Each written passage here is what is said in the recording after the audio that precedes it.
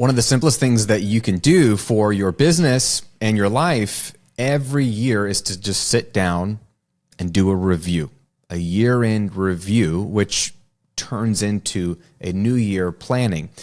The good news is you can actually do this at any point in the year. You do not have to wait until December when I'm recording this.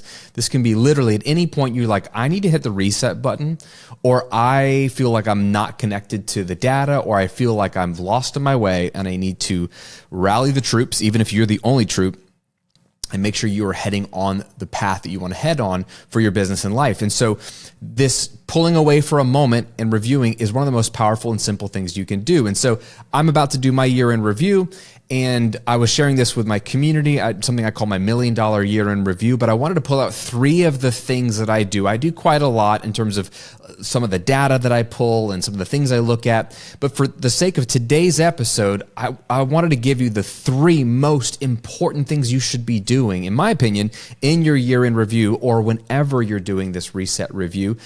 And my goal for you would be, if you're not a person that already does this, don't do this in your office. Don't do this at your house.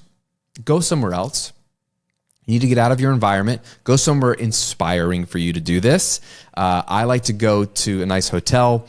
I like to go to the beach. I like to sometimes, if I can do an overnight, which I typically do, that's what I'll do. I'll spend money to go to a nice hotel, stay in a nice place, be inspired. But if money is an issue, or time is an issue, or getting away overnight isn't feasible in your season of life, then take your normal work day, but just go somewhere else. Go to a beautiful lobby of a hotel, and order a coffee or a drink or some food or something, right? Go to a beautiful cafe. Go to a park bench.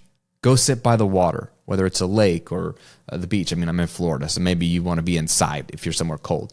But go somewhere different, somewhere visually inspiring, somewhere that just gives you a lot of peace and calm. That'll put you in a good head state, and then go through these 3 things in your year-end review. So let's get into it.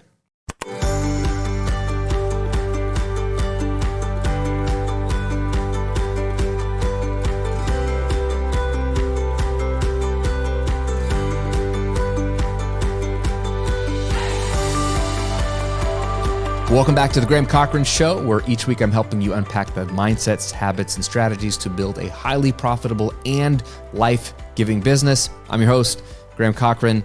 Happy almost Christmas and New Year.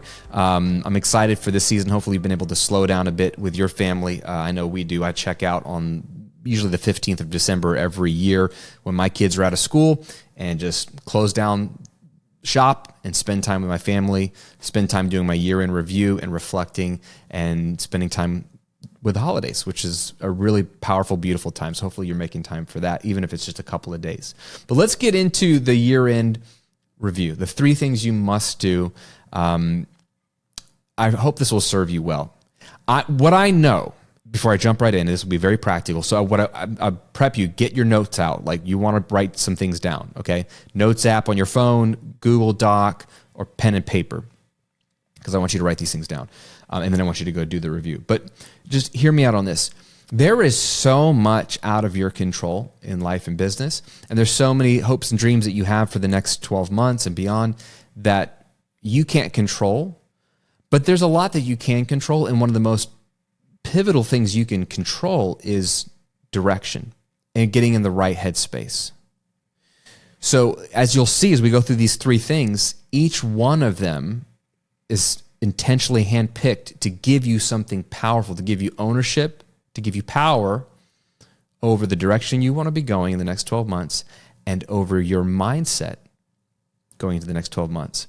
That way you'll be resilient, you'll have clarity, and when you have clarity, my friend John Gordon says it beautifully, when you have clarity, you have confidence, and when you have confidence, you have courage, okay? And so we want to give you that courage to step forward into all that's ahead of you in the next 12 months. So write it down, let's get ready. Thing number 1 that you do, and this is what I do absolutely first when I get to my hotel, when I get to wherever I'm going to do my year-end review, the first thing I do after getting relaxed and getting a cup of coffee or whatever, snacks, lots of snacks, is count the fruit. And I've talked about this in years past, but count the fruit. What do I mean? Let's use, like in the Bible, they use a lot of farming metaphors because there's an agricultural society 2,000, 3,000, 4,000 years ago when most of the Bible is being written.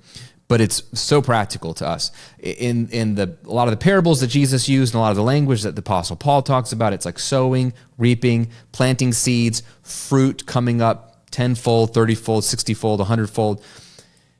We understand farming, even if you're not a farmer, that you plant stuff in the ground and then something grows up. And the idea is that you've done all this work all year and you've planted seeds, you've built products, you've done marketing, you've connected with people, you've learned new things, you've gone new places, you've tried new things, and hopefully there was some fruit to show for it, right? The results. You've done the action and there's some results. And so before you get into looking at all of the numbers, and there's going to be a couple of numbers in here, but before you look into what didn't go well or what the new initiatives you have for next year, and it's going to be totally different next year and you're going to crush all your goals. I get it. Before you move into the next 12 months or the next season or the next phase, whenever you're doing this review, you need to look back and you got to celebrate. And you got to look at the good fruit that did come up, because I guarantee someone listening to this had a really challenging year. Maybe that's you. Maybe it was a really challenging year and you're like, I am ready for the new year. I am ready for newness. I do not want to look back in the rearview mirror. I get it. But that would be such a disservice to all that happened in your life in the 12 months. Like, there might have been a lot of bad, but if you're saying there's no good, that doesn't make any sense. Everyone has good. You're still alive. You're listening to the sound of my voice. You're looking at my face through a camera if you're watching on YouTube, right? You have a lot to be thankful for. And the best thing you can do to get in the right headspace to move forward is to look back at the good and count the fruit. Also, is we miss the fruit. Even if it's been a good year, if you're like me, I just move on to the next thing. You know, in October, I had another 6-figure launch. Wow. You know how it took me 10 hours. I'd already moved on to the next thing. Moved on. Six figures in 5 days, right? I used to work all year to make $30,000, but in a seat for somebody else all year to make $30K, right? And I moved on because that's what we do. On to the next thing, on to the next thing. This is one of my problems. So we got to count the fruit. So what I want to do is give you 10 types of fruit to count. Ready? This is where I want you to write stuff down. These are the prompts so you can go back and do it. Number one, look at your actual business revenue. Tally it all up, either from your Kajabi Analytics or your QuickBooks file or your accountant or however you do your sales, your Stripe data. What was the total revenue the last 12 months? What was the total profit? Just get that number and celebrate it. Because if you made a profit this year, friend, you did something right. Okay? There are Fortune 500 companies where billions of dollars are coming in and out, and they were down this year, meaning they didn't even make a profit. And so if you made a profit, you're doing better than some of the biggest companies in the world. I know there's a little more nuance than that, but let's celebrate the profit, right? Fruit number two, personal finance goals that you were able to accomplish because of your business. Did you pay off any debt? Were you able to save up a down payment for a house? Were you able to help put your kid through college? Were you able to just take a trip that you wanted to take that cost money? Everything in our lives costs money, and when you're able to do something big or small, even if it's buy a new couch. Shay and I will celebrate when we're able to buy a nice new piece of furniture. Heck yeah, my business paid for that.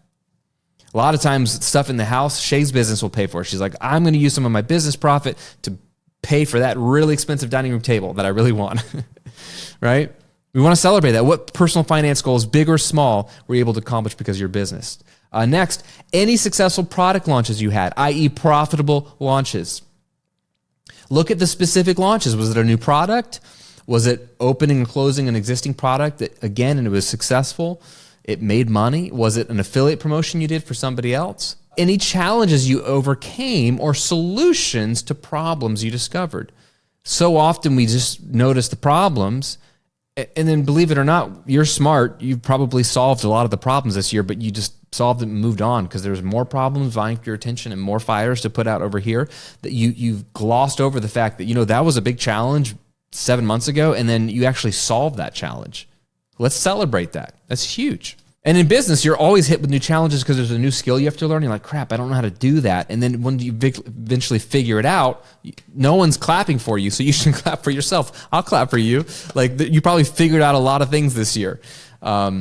New experiences you had in your business, thinking about, like, did you go to a new conference? Did you go to a networking event? Did you collaborate with somebody new?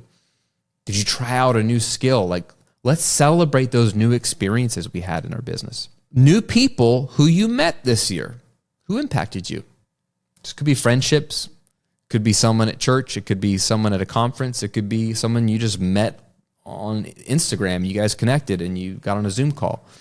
Like I joined a new mastermind back in January, Shay and I did, and I've met 75 new incredible people, and I've bonded closely with a handful of them, and then I've gotten to know a lot of them pretty well, and like celebrating those relationships that a year ago I didn't even know they existed. Books that you read that affected you. We're going to talk more about books in a couple of weeks, so stay tuned for a very special episode. But what books did you read? Like, if you're like me, I've got 17 deep on my my nightstand, and I read them so fast, I don't even remember what books I read. Go back and think about what books you bought, read, listened to. I mean, that counts as reading, and go, oh yeah, that was a good book. Oh yeah, that was good. Like, reflect and celebrate. Yeah, I've read a freaking book this year, right? Most people don't. Charities you were able to support through your business profit. This is one of my heartbeats. Shay and I, our heartbeat is giving money away. We take everything we make in our businesses, all of the profit that it's our money, we can do whatever we want with. We take half of it and we give it away. It's been one of our biggest financial goals for many, many years, is to get to the point where we're giving 50% of everything we make away. And so we finally got to that level last year. And so what we like to do, the problem with, we give a lot every month, but it almost becomes transactional, and life is so busy and full. It's good for me to go back and look at, wow, we were able to build an entire school in Indonesia. We were able to build wells. We were able to sponsor, 11 kids living in poverty. We were able to, allow this new campus of a church to open up and reach this part of the city that doesn't have a good church in it. We were able to, put food on the table for a ton of people through Feeding Tampa Bay or whatever it is. Like, it's so cool to go back and see. Like, I didn't necessarily do all that good work because these organizations do it better than I do, and they live, breathe, and sleep in this stuff. Sleep, breathe, live the stuff. But they need funding. Like, every good charity that you believe in, they really need you. They really need me, because we're really good at making money. They're really good at doing the work they do. Put us together. That's what I'm talking about. So I like to celebrate, and you can celebrate the charities that you're able to support through your business profit, no matter how big or small it is. Like, you went and made money, and you took some of it and you gave it to someone else who needs it. And we don't give all of our money to charities, by the way, too. There's individuals that no one will ever know that we just gave money. Maybe sometimes we give money anonymously to people, or we funded a GoFundMe, or, we paid for somebody's adoption, or whatever it is. Like, those aren't big charities, but like, that's business profit that we took, and we're like, hey, this will help you. So fun. Celebrate employees or contractors that you were able to provide work for. Even if you have one customer service person, 5 hours a week, celebrate. This is fruit that your business made enough money to cover your expenses, including being able to pay somebody else's wage, or even if it's part of their wage, some of your money that you made helped support them and their families. Pretty cool. Pretty cool. And finally, the last fruit you should count is any schedule adjustments you were able to make that brought freedom to your work-life balance. The reason you have a business is so that your life can improve.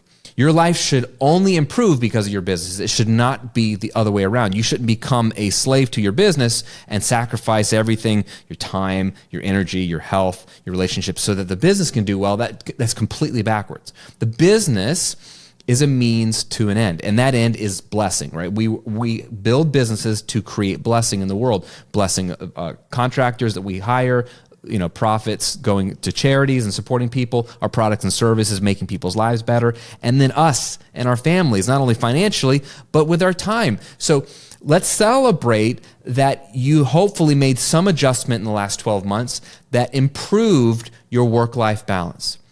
You may not be to your dream ideal work week yet, but maybe you made a step closer to it. And every season you got to adjust your schedule. I adjust it pretty much every year as my kids have gotten older. It's always changing, right? But celebrate the adjustments that you made that at least got you closer to freedom in your life and business. Those all fall under the umbrella of the first thing you should do to end your year right, which is count the fruit. Friend, this is the most fun you'll have. And you get started And you might spend hours because you're going to think of more things and more things that came up this year that were really good. And whatever we focus our attention on grows and expands, for better or for worse. So why not start your year-end review by focusing on all the good fruit that came out of this year in all the different ways? And I'm just talking about your business. You could do the exact same thing in your family life and your personal life as well. It's a great way to start your review. Okay. Second thing you want to do is check in with your 3-year vision. Graham, what's my 3-year vision? Some of you should know this if you've been in my mastermind or in my coaching community, or if you're a private client of mine. But one of the exercises that I try to take all of my private coaching clients through is something that I learned from one of my coaches, Rich Litvin. And it's very simple. I mean, a lot of people have a version of this, but the way he explained it is when it locked for me and became very powerful. And the idea is having a 3-year vision. In short, I no longer have 10-year goals, 10-year timelines. 10 years is so far down the road. I'm going to be a completely different person in 10 years, and my whole world will have changed in 10 years. I'll have adult children in 10 years. It's really hard to plan for this thing that's so far down the future. Now, I'm not against long-term, let's say, financial planning or making decisions now that might sow the seeds for a harvest 20, 30 years from now. That's not what I'm talking about. But having a vision that's really detailed is hard to do that far down in the future. The other problem is a lot of times people will just say this is the year that I'm going to do all these things and my whole life is going to be changed in 1 year. Very hard to do, very rare, not impossible. I love the energy, but Tony Robbins famously said people overestimate what they can do in a year, but they underestimate what they can do in a decade. And to his point, I think it takes a little bit more time than a year to get some of these things done. And I have found personally that 3 years is the magical sweet spot. It's far enough out in the future that we can actually do some damage. 36 months is, you can get a lot of life change in 36 months. You can completely change your life 3 years, completely, in a good way. But also it's short enough of a time span, it's close enough to your actual life. You can kind of peer into the future and get a idea of who you are and what your family situation looks like. And it's close enough that you can actually plan a little bit and have some tangible vision. So here's the question. If you've never done your 3-year vision, but then in a minute, I'm going to give you some questions to review and check in with your vision. So the question is simple. It's a scenario. You and me bump into each other 3 years from today.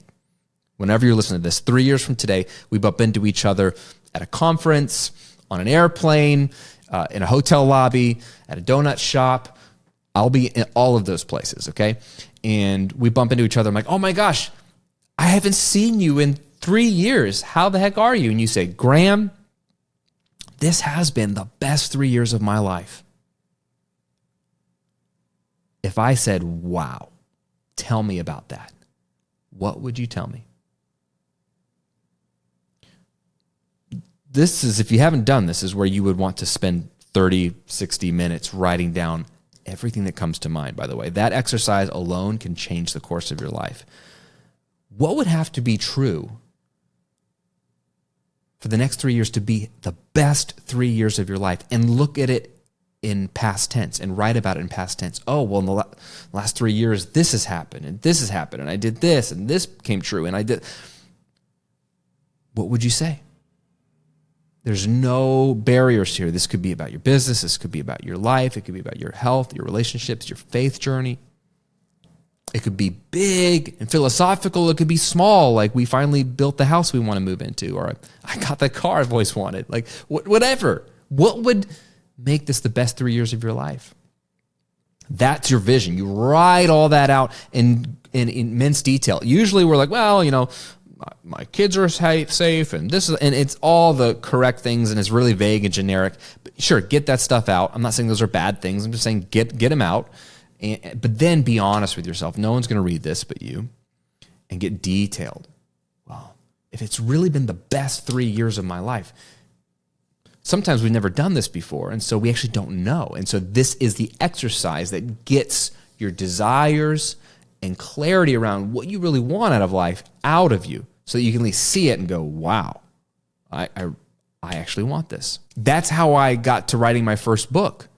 It was 2020, and it was actually pre-COVID. It was Valentine's Day weekend, 2020. I was at dinner with my wife, had a beautiful restaurant, and I was venting. I was frustrated. And she was like, what's your problem? I'm like, blah, blah, blah, blah, blah, and something about a book. And she's like, well, you've always said you want to write a book. Why don't you write it? And I'm like, have I really said I want to write a book? And then when I stopped to do this vision casting, I was like, dude, I really do want to write a book.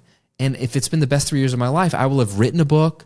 It will have become a bestseller, like this, or that. And then I'm like, yes, I do want this. Like, it told me what I didn't know I wanted, which is I want to be an author, a published author with a real publisher. I didn't want to self-publish. It was very important to me. And that's what made that a reality. My first book came out in 2022. My second book comes out in 2024. Vision. So that's if you've never done the vision before.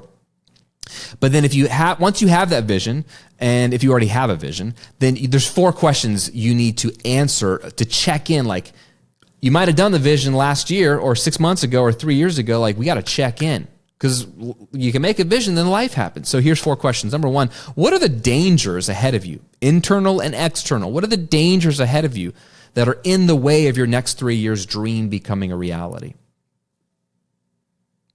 Just acknowledge them. Busyness, lack of discipline, bad economy. I don't know. What are the dangers, internal, external? Because there's internal ones as well as external that are ahead of you in the way of making that 3-year vision a reality. Number 2, what are the opportunities ahead of you? This is the flip side of that coin. Like, what opportunities are already there? We all want more opportunities, but what are the ones that are already there in front of you that, like, look, you should just take that opportunity. Like, that will probably get you to your vision. It's right there. Is there a connection you have, a person that you know? For me, when it was writing a book, I don't know anything about writing a book. But you know what? I actually had a friend, still have a friend, but this 3.5 years ago, I'm like, I know a guy, Jordan Rayner. He's a best-selling author. He's written like 4 books. I should just jump on a phone call with him and ask him, can you tell me about how this process works? And just at least in a 30-minute call, get a better picture of what I need to be doing. That was the only opportunity in front of me that I knew a guy who had written a ton of books and had some success. I should ask him what he thinks. And that set me off on the journey to writing a proposal and getting an agent and then shopping it around and getting rejected by 30 plus publishers, but then finally getting a deal and then writing a book and all, what are the opportunities ahead of you? Hey, we'll get back to the episode in just a moment, but I wanted to give you a gift for hanging out with me in today's episode. I want to give you access to a free on-demand video training to teach you how to build your first $1,000 of passive income in just 30 minutes a day. This workshop is packed with not only the things you need to create passive income, but the order in which you need to create them, how they tie together, templates you can use for swipe copy, scripts you can use, the exact tools that are both free and cheap that you can implement and use today, including how to figure out what your profitable idea is if you haven't launched your business. I cover all of this. I pull back the curtain on my business model that I'm using right now while you're enjoying this episode and how I'm generating $1 million a year plus in 2 businesses. It's all inside of this workshop and it's free. I want you to watch it because it is the business model I believe in. If you like what you'll see in this workshop, then you will know that what I'm teaching you has got substance and it's a good fit for you. So watch it, take notes, and apply it, and you can build an online passive income business off of a free video training. Just go to grahamcochran.com/workshop. That's grahamcochran.com/workshop. Now back to the episode. Number 3, what about my business? Oh, this one. If you get nothing out of this, might be the question for you. What about my business needs to change in order to bring that vision closer to reality? Woo! Man, I'm feeling it. I'm getting the goosebumps. Somebody needs to hear this. What about your business needs to change this next year in order to make your vision a reality? Do you hear the order of that question?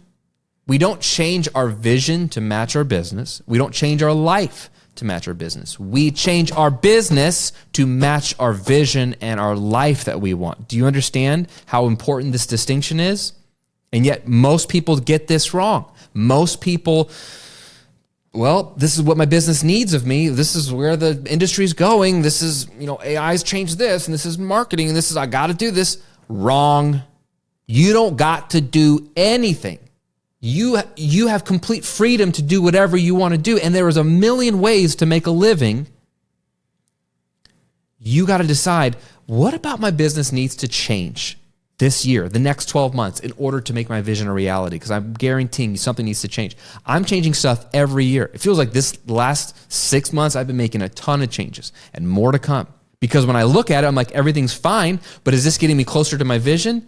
You know what? It's not. And if I don't make any changes, I'm talking to myself now, everything's going to keep moving. It's already in motion. I'm already in a current in the river, on a little float, and I've got a nice cool drink in my hand, and I'm just floating along the lazy river going exactly where it's going. Like, there's no surprise where I'm going to be in 3 years on this trajectory. I'm going to be further down this river. And that could be fine. That could be someone else's vision, but actually that's not my vision. What if my vision's over here? Or what if it's just even a degree off? I need to make a change, course correct, to make sure that when I get into that flow and that current, it'll take me closer to what I really want. That's a profound question for somebody. And then here's the flip of that. What about my business needs to be amplified in order to bring that vision closer to reality? I am a firm believer, do more of what's working. And what's really working, especially if it's not just working in terms of revenue, but working in terms of like giving you life and joy and satisfaction. You're like, I like this. I'm good at this. When you know what that is, you need to double frickin' down on that thing. Amplify that thing. Don't add more to your calendar. Don't add more things. Don't add more marketing channels. Don't add more tasks. Don't do all the things. Pick the few things that you can uniquely do well and just amplify those things. There's a reason I'm not on TikTok. There's a reason I'm not doing reels all the time. I'm not dancing. I'm not doing funny stuff. Like, I could force myself to do it, and I think I have a good sense of humor, but I'm better at other things, and I'm going to amplify those things. It's just easier and more fun. So what about your business needs to be amplified in order to bring that vision closer to reality? And we're going to wrap this up here. Third and final thing, this is a little more straightforward. So we've counted the fruit, and I gave you about 10 things. Yeah, I'm looking at 10 things that I would call fruit to count. We've checked in with your 3-year vision, or you've done your 3-year vision for the first time, and then you've asked yourself these 4 questions to check in with the 3-year vision. Hopefully you wrote them down. And third and final thing you need to do in your year in review is have a personal growth plan moving forward. And there are 6 things that I want you to write down, 6 areas of personal growth that I want you to fill in, okay? And you might have more of your own, which is great. Here's 6 that I do. Okay, number 1, what coach or coaches do you want to hire next year? There's an implication there, if you didn't catch it, that you should hire a coach. Now, I know I do coaching. It does not have to be me. I only work with a handful of clients, and I'm not cheap, but I work with really successful people who really want to build not only more income and create more money, but want to create more margin and more meaning in their life, okay? But you need to hire somebody. You need to hire somebody. And I don't know if it's a business coach. It might be a relationship coach. It might be a marriage counselor. It might be like a mindset coach. It might be a health coach. We all need coaches, and they don't have to be expensive. You just need someone who is not you, who has experience in either the area you want to grow in, or who knows how to coach just flat out, it can ask the right questions to bring the insight you want. So if it's more of like a general coach or a life coach or a mindset coach, they may not know your industry but they know how to provoke your thinking. This year, the last 12 months, I've worked with 3 coaches, almost 4, 3.5 for various different things. Coaching is some of the best money you'll ever spend for a lot of reasons. But I want you, if you've never thought about it, never hired a coach, this is the time. Think about where you want coaching, personalized feedback and accountability, what area of your life, and then go find somebody. And if you've had coaches in the past, if you've had a bad experience, find another one. They're not all bad. If you've worked with somebody before and you've kind of outgrown them, or you need to learn something new from somebody else, find somebody new. But what coaches do you want to hire, or coach? It can just be one, but at least one. Think about that. And it'll give you a good financial goal to work up to. Like, yeah, I want to work with that person. Number 2, what conferences do you want to attend? Like, we can all travel again. There's no lockdown, like, Lord willing. If you are not going to at least one conference in your industry a year, or some kind of in-person gathering where there's education and like learning and opportunity to network, you're missing out. And this is coming from a total introvert. I kind of hate being in large groups. I would rather just be by myself and or have one-on-one conversations. I like that. But I force myself to go because I want to learn, but I also want to be physically there. Like we do a lot online. Like I'm talking to a camera right now, all alone in my office. This world is getting more and more isolated and online, which makes the in-person moments that much more powerful. And friend, when you go, that's when opportunities open up. No one knows who you are. I mean, hopefully you're making online content. That's a way for people to know who you are. But you add that with physically being in some of the rooms. Not only are you going to learn some good stuff at a conference, conferences are amazing, but you're going to meet some great people. So just pick one or two, but at least one conference that you're like, I'm going to attend that conference next year. Number 3, what community or masterminds are you going to be a part of? This is similar to coaching, but this is like be in a group. The reason you want to have a coach and be in a mastermind or a community of some kind is because the coach is like your one-on-one personal cheerleader, your accountability. Like it is like high touch and it's going to force you to grow. The community brings more heads to the table. Like the mastermind concept really comes from Napoleon Hill, who wrote Think and Grow Rich. But his idea was you get multiple minds together. And his saying is something like, you know, when you have 2 or more minds together, it almost creates a third another mind. It's almost like you're doubling or amplifying your energy and your creativity, and just more good comes out when you get minds together. And it's not just because we're sharing knowledge. It's just like there's something about the energy in the room when you're in a group like that. And so you want to be in a group that's curated. You're like, man, I want to be in that group because of the other people, not just the person running the mastermind, but the other people. So many opportunities have come to me by being in masterminds, and I've probably been in 4 or 5 over the years. And they always lead to opportunities. Even if it's not your favorite mastermind, there's always somebody that you're there to meet. So what communities or masterminds you want to be a part of? What courses do you want to take? This is pretty straightforward. You know, like, is there a course you want to take for anything? It could be woodworking. It could be fly fishing. You know, it could be kite surfing. Like, it does not have to be business related, but it's personal growth. What is a course you want to take? I bought a course a year ago for Shay and I on massage. Like, it's like a couples massage course, and it's nothing weird, but it's like, you know, like literally it's a professional masseuse teaching you like how to do a legit massage that's relaxing. And it's like, okay, this is fun. We could do something together. It's date night. My wife always has like a tense back, and it's like, I would never have thought to learn about massage, but I bought a massage course, and there's nothing weird about it, but I learned something new. That's cool. Number 5, what books do you want to read? I think in 2 weeks, I have an entire episode about books. That's all I'll say. So like, stay tuned for that. I've got something for you on that. But like, you need to like start thinking about what are the books I need to read next year. Like if you don't, you're not going to. Like you got to plan, right? And if you don't read, what are you doing with your life? Like you're not going to get ahead if you don't read. I'm going to be very serious about that. You need to be a reader, and audiobooks count. So if you're like in the car, you're washing dishes, season of life, or you got busy kids, you can't sit down and read, but you can like put in AirPods, that counts. Ingest books, please. It is the number one thing you can do to change your future. And number 6, final part of your personal growth plan. What is the number one skill you want to acquire or sharpen in this new year? Like there's a million things you probably want to get good at. Let's just simplify. Just pick one. Like this is the year I want to get great at this, or improve this, or learn how to do this for the first time, right? Like for me, this last year has been the year of like personal branding. Really it's public speaking. I wanted to learn how to become a great public speaker. And so I've taken courses in public speaking, multiple. I've read multiple books on public speaking. I've hired multiple coaches on public speaking. I've done more public speaking. That's a skill that I've been wanting to sharpen, right? So what is it for you for next year? The number one skill you want to acquire, sharpen. It could be business related, like I want to get really good at sales copy, or I want to get really good at being on camera for YouTube. I want to be really good at email marketing, like writing better emails. I want to get really good at webinars. Or it could be something, again, in your personal life. You decide. Have a personal growth plan and map out those 6 things. So count the fruit. Check in with your 3-year vision with those questions I gave you, and have a personal growth plan. If you need to go back, rewind, write down any of those specific questions or topics, please do it. I know I gave you a lot today. My question for you is 2 parts. 1, when are you doing your year-end review if you have not already? Like, If you're watching on YouTube, put a comment below like, this is the date I'm going to get away and do it, to hold yourself accountable. When are you going to do it?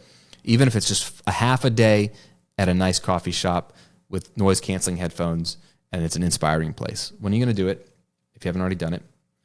And then number 2, of those 3 things we just covered today, which of those 3 things was your biggest like aha? Like, dude, I've been doing reviews and I've never done this, or I've never thought about it in this way. I'm curious to know which of those 3 things you're like, that was for me. I need to implement that in my next review. Even if it's a quarterly review or halfway through the year review, or it's the middle of April and I just want to review because I want to review. Doesn't matter.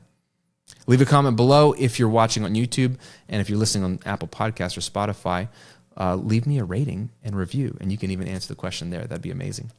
Okay, I hope you are having an incredible December. Couple episodes left before the end of the year. Special episode coming in a couple of weeks, so stay tuned for that.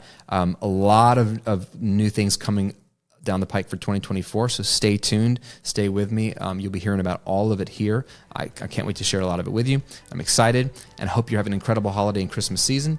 We'll see you on another episode real soon.